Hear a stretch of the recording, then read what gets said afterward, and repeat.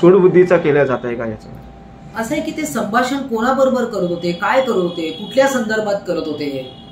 तुम्ही उगीच काहीतरी वडाचं पान पिंपळाला जोडण्याचा प्रयत्न करताय, तसं होणार नाही.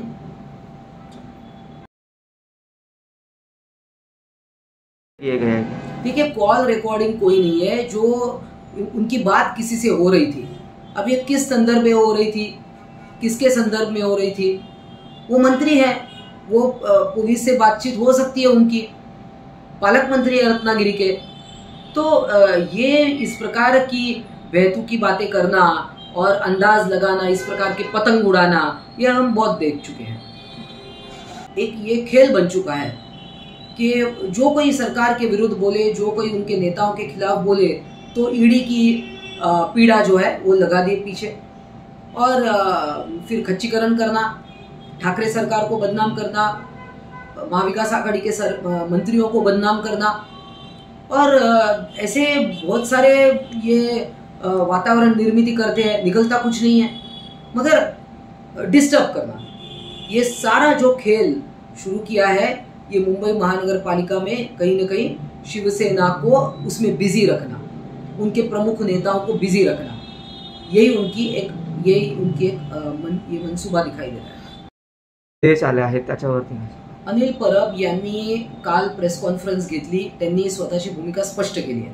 त्या पत्रामध्ये, सदर पत्रामध्ये त्यांच्या म्हणण्याप्रमाणे कोणतंही कारण लिहिलेलं नाहीये. रुटीन चौकशी अशा आशयाचं काहीतरी आहे. मग मला असं वाटतं की हे सगळं आता मुंबई महानगरपालिकेची निवडणूक आहे, सुडाचं राजकारण करायचंय, कुठूनही शिवसेनेचं खच्चीकरण करायचंय, त्यामुळे हे सगळे प्रकार चालू आहे, म्हणजे भीतीच्या छायेत ठेवणं. परंतु शिवसेना आणि शिवसैनिक असे घाबरणारे नाहीयेत, ते आम्ही दाखवून दिले.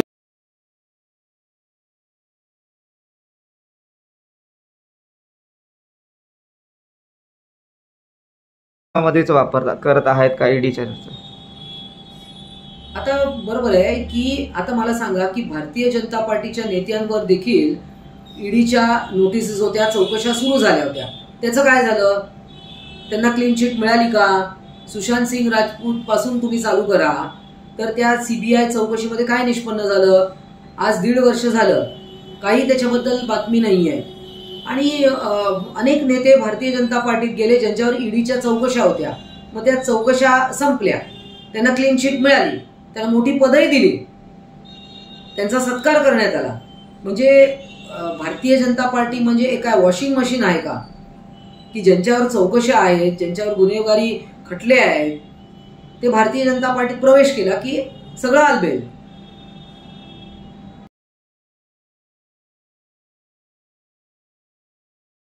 देखिए, ये भारतीय जनता पार्टी, आप कुछ साल पहले अगर सोचे कि जब केंद्रीय जो एजेंसीज है, सीबीआई है, ईडी है, इनका दुरुपयोग कांग्रेस कर रही, इस प्रकार का इनका हमेशा कहना था.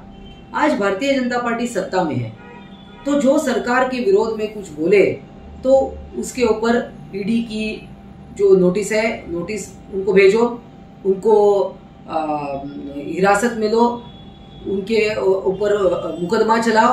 इसी प्रकार की सब बातें हो रही है. महाविकास आघाड़ी के जो मंत्री है, नेता है, और इस प्रकार को उनको तकलीफ देना, उनका मानसिक खच्चीकरण करना, यही एक मुद्दा सामने नजर आता है. दूसरी बात कि जिन भारतीय जनता पार्टी के नेताओं पर इस प्रकार का जो उनके ऊपर इंक्वायरी चल रही थी, उस इंक्वायरी का क्या हुआ? भारतीय जनता पार्टी में प्रवेश लेकर ये सारी इंक्वायरियां दबाई जाती है, खत्म की जाती है, यही हम देख रहे हैं.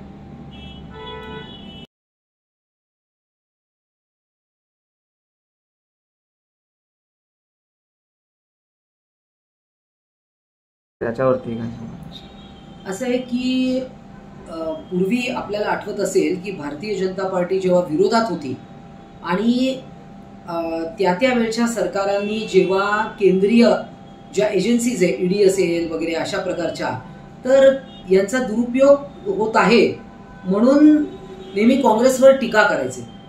आता तेच हतखंडे भारतीय जनता पार्टी वापरत आहे. नवीन काय? आणि जो त्यांच्या विरोधात बोले, आता कालच आपण पाहिलं की हरियाणामध्ये